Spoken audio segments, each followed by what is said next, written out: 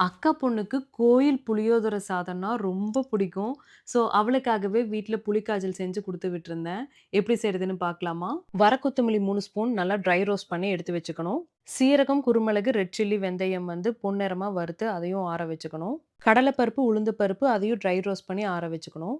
2 spoon கடுகு போட்டு நல்லா ஃப்ரை பண்ணிட்டு பொரியிற வரைக்கும் வெயிட் பண்ணுங்க. இல்லன்னா வந்து கசந்துரும்.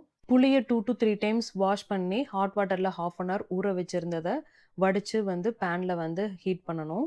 சால்ட், டர்மெரிக் பவுடர், பெருங்காய பவுடர் போட்டு நல்லா மிக்ஸ் பண்ணிட்டு பேஸ்ட் கன்சிஸ்டன்சிக்கு வர வரைக்கும் நல்லா பாயில் பண்ணிக்கணும்.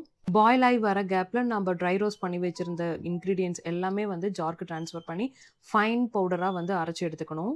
தாளிக்கிறதுக்கு நல்லெண்ணெய் ஹீட் ஆனதையும் கடுகு, உளுந்து பருப்பு, கடலைப்பருப்பு, முந்திரி பருப்பு, நடக்கல்ல, வரமிளகா, கருவேப்பில், அப்புறம் ஒரு கைப்பிடி அளவுக்கு பூண்டு பல் போட்டு நல்லா டீப் ஃப்ரை பண்ணிக்கணும். நல்லெண்ணெயெல்லாம் திரிஞ்சு வர டைம்ல ஒரு பிஞ்ச் கரும்பு சர்க்கரை இல்லன்னா வெல்லம் ஆட் பண்ணீங்கன்னா முடிஞ்சது. நல்லெண்ணெயில உப்பு, புளிப்பு, காரம் எல்லாம் சேர்ந்து அந்த புளியோதரை செம்ம டேஸ்ட்டா இருந்தது.